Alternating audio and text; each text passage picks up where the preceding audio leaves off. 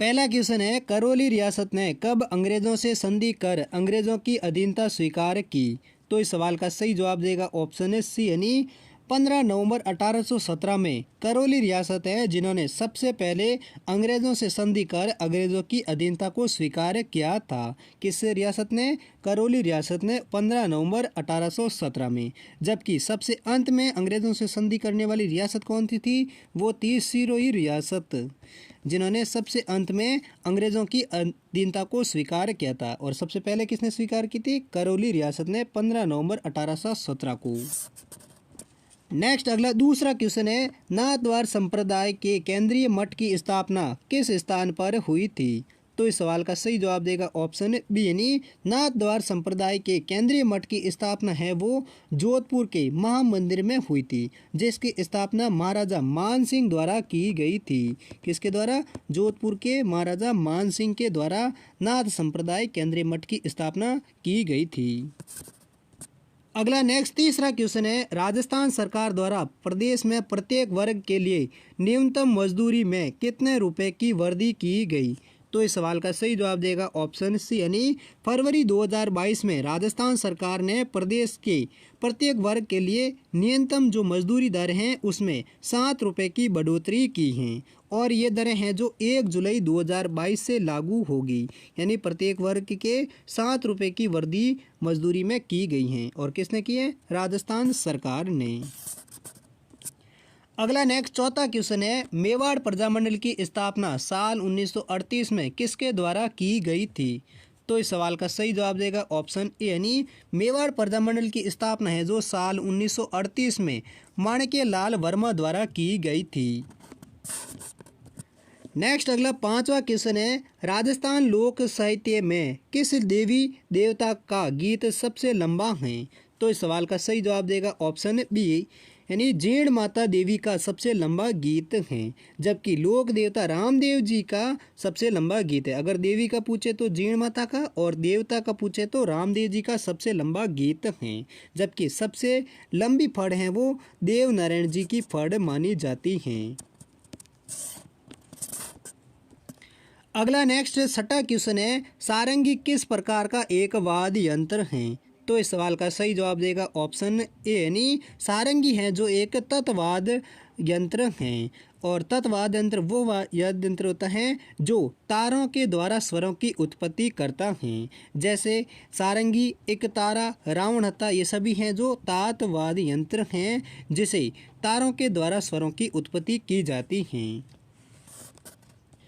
अगला नेक्स्ट सातवां क्वेश्चन है, राजस्थान के किस बजट में पर्यटन को उद्योग का दर्जा देने की घोषणा की गई है?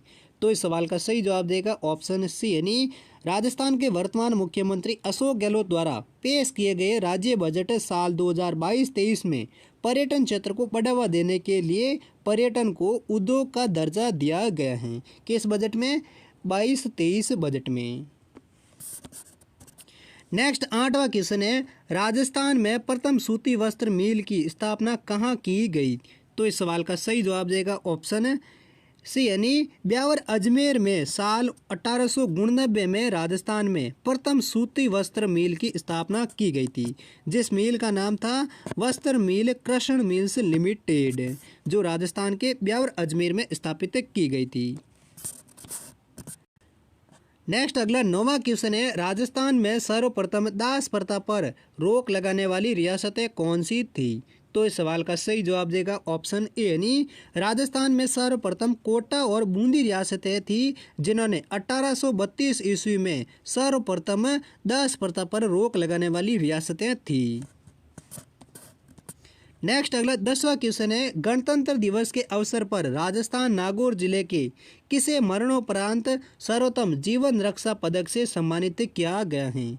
तो इस सवाल का सही जवाब देगा ऑप्शन ए, यानी राजस्थान के नागौर जिले के डीडवाना के रहने वाले देवदत्त राम अवतार गोदारा हैं, जिनको हाल ही में मरणोपरांत सर्वोत्तम जीवन रक्षा पदक से सम्मानित किया गया है। यह पदक हैं जो राजस्थान के राम अवतार गोदारा को राष्ट्रपति रामनाथ कोविंद जी के द्वारा इस पदक को दिया गया था।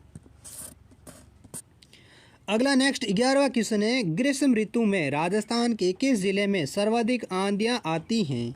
तो इस सवाल का सही जवाब देगा ऑप्शन सी यानी राजस्थान के गंगानगर जिला है जिसमें ग्रीष्म ऋतु में सबसे अधिक आंधियां आती हैं, जबकि सबसे न्यूनतम आंधियां हैं वो झालावाड़ जिले में आती हैं। नेक्स्ट अगला 12वां क्वेश्चन है, तार बात की ओढ़नी राजस्थान की किन स्त्रियों की लोकप्रिय वेशभूषा है? तो इस सवाल का सही जवाब देगा ऑप्शन सी यानी तार बात की ओढ़नी है जो राजस्थान की आदिवासी स्त्रियों की एक लोकप्रिय वेशभूषा है। क्वेश्चन नंबर 13, युद्ध में जाते समय योद्धा द्वारा किस रंग की विशेष पगड़ी पहनी जाती थी? तो इस सवाल का सही जवाब देगा ऑप्शन डी यानी युद्ध में जाते समय योद्धाओं के द्वारा हैं वो केसरिया रंग की विशेष पगड़ी को पहना जाता था।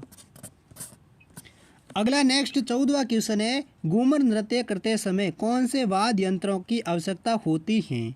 तो इस सवाल का सही जवाब देगा ऑप्शन सी यानी घूमर नृत्य को करते समय ढोलक और मंजीरा वाद्य यंत्रों की आवश्यकता होती हैं। और राजस्थान में घूमर नृत्य हैं वो गणगौर के त्योहार पर किया जाता है। कब? गणगौर के त्योहार पर घूमर नृत्य किया जाता है और गणगौर त्योहार है जो राजस्थान का पहला त्योहार भी माना जाता है हिंदू कैलेंडर के अनुसार। नेक्स्ट अगला 15वां क्वेश्चन है, राजस्थान के किस शहर में राजस्थानी भाषा, साहित्य, कला और संस्कृति का म्यूजियम बनाया जाएगा? तो इस सवाल का सही जवाब देगा ऑप्शन सी यानी राजस्थान के बीकानेर शहर में राजस्थानी भाषा, साहित्य, कला और संस्कृति का एक बड़ा म्यूजियम बनाया जाएगा। अगला नेक्स्ट 16वां क्वेश्चन है, अकबर के नवरत्नों में से राजस्थान के कौन से कवि थे? तो दोस्तों इस सवाल का सही जवाब कौन सा है वो आप कमेंट सेक्शन में लिखकर जरूर बताइए।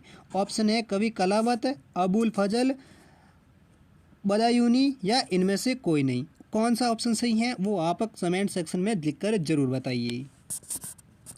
अगला नेक्स्ट 17वां क्वेश्चन है, राजस्थान का सबसे प्राचीन पशु मेला कौन सा है? तो इस सवाल का सही जवाब देगा ऑप्शन बी यानी मल्लिनाथ जी का पशु मेला है जो राजस्थान का सबसे प्राचीन पशु मेला माना जाता है। और मल्लिनाथ जी का मेला है वो तिलवाड़ा बाड़मेर जिले में भरा जाता है। कहाँ पर? तिलवाड़ा बाड़मेर जिले में मल्लिनाथ जी का पशु मेला भरा जाता है जो राजस्थान का सबसे प्राचीन पशु मेला माना जाता है।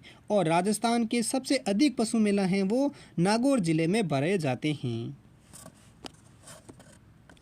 नेक्स्ट अगला 18वां क्वेश्चन है, ना सावन सुरंगो ना भादो हरियो नामक कहावत से क्या तात्पर्य है? तो इस सवाल का सही जवाब देगा ऑप्शन ए यानी सदैव एक समान रहना, जिसका ना सावन सुरंगो ना भादो हरियो नामक कहावत का अर्थ है क्या है? सदैव एक समान रहना।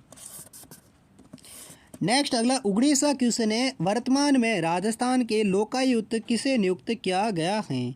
तो इस सवाल का सही जवाब देगा ऑप्शन है डी यानी 7 फरवरी 2022 को राजस्थान के लोकायुक्त हैं वो न्यायमूर्ति पीके लोहरा को नियुक्त किया गया है। और राजस्थान लोकायुक्त की स्थापना है वो साल 1973 में की गई थी। कब की गई थी राजस्थान लोकायुक्त की स्थापना? साल 1973 में, जिनका हाल ही में लोकायुक्त किसे नियुक्त किया गया है वो किया गया है पीके लोहरा को। नेक्स्ट अगला 20वां क्वेश्चन है, राजस्थान के किस जिले में भांकड़ा नागल बांध से सबसे अधिक सिंचाई होती है? तो इस सवाल का सही जवाब देगा ऑप्शन डी यानी राजस्थान के नागौर जिले में भांकड़ा नागल बांध से सबसे अधिक सिंचाई की जाती है।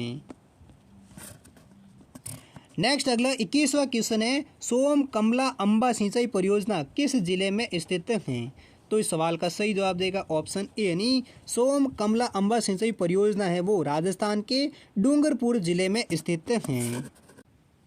अगला नेक्स्ट 22वां क्वेश्चन है, कौन से शहर में 6 मार्च से 8 मार्च तक वार्षिक ऊंट महोत्सव 2022 की मेजबानी की?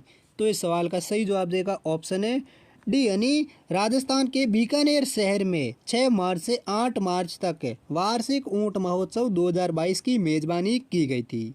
और दोस्तों आपको बता दें कि हर साल जनवरी माह में बीकानेर में ऊंट महोत्सव को मनाया जाता है, लेकिन साल 2022 में कोरोना के नए वेरिएंट ओमिक्रॉन की वजह से इस साल ऊंट महोत्सव को मार्च महीने में आयोजित किया गया था। कहाँ पर? बीकानेर जिले में, जो 6 मार्च से 8 मार्च तक। नेक्स्ट अगला 23वां क्वेश्चन है, राजस्थान में सिंचित क्षेत्र कुल कृषि भूमि के कितने प्रतिशत हैं? तो इस सवाल का सही जवाब देगा ऑप्शन सी, यानी राजस्थान में सिंचित क्षेत्र कुल कृषि भूमि के क्षेत्र हैं वो 30% हैं। अगला नेक्स्ट 24वां क्वेश्चन है, किस राज्य सरकार ने ऊंट संरक्षण व विकास नीति लागू करने की घोषणा की है? तो इस सवाल का सही जवाब देगा ऑप्शन सी, यानी राजस्थान राज्य सरकार है जिन्होंने ऊंट संरक्षण व विकास नीति लागू करने की घोषणा की है। क्योंकि देश में ऊंटों की दिनों दिन कमी होती जा रही है, इसलिए अब राजस्थान सरकार ने ऊंटों के संरक्षण के लिए ऊंट संरक्षण व विकास नीति को लागू करने की घोषणा की है। अगला नेक्स्ट 25वां क्वेश्चन है, वर्षा में नाचते हुए मोर राजस्थान की किस चित्रकला की विशेषता है? तो इस सवाल का सही जवाब देगा ऑप्शन डी, यानी वर्षा में नाचते हुए मोर हैं वो राजस्थान की बूंदी चित्रकला की एक प्रमुख विशेषता है। नेक्स्ट अगला 26वां क्वेश्चन है, ऊंट की ख्याल पर चित्रकारी किस कला की एक विशेषता है? तो इस सवाल का सही जवाब देगा ऑप्शन है सी, यानी बीकानेर शैली है जिस पर ऊंट की खाल पर चित्रकारी करने की कला की विशेषता है। नेक्स्ट अगला 27वां क्वेश्चन है, राणा सांगा और बाबर के मध्य खानवा का प्रसिद्ध युद्ध कब लड़ा गया था? तो इस सवाल का सही जवाब देगा ऑप्शन है ए, यानी मार्च 1527 ईस्वी में राणा सांगा और बाबर के मध्य प्रसिद्ध खानवा का प्रसिद्ध युद्ध लड़ा गया था। कब? 1527 ईस्वी में।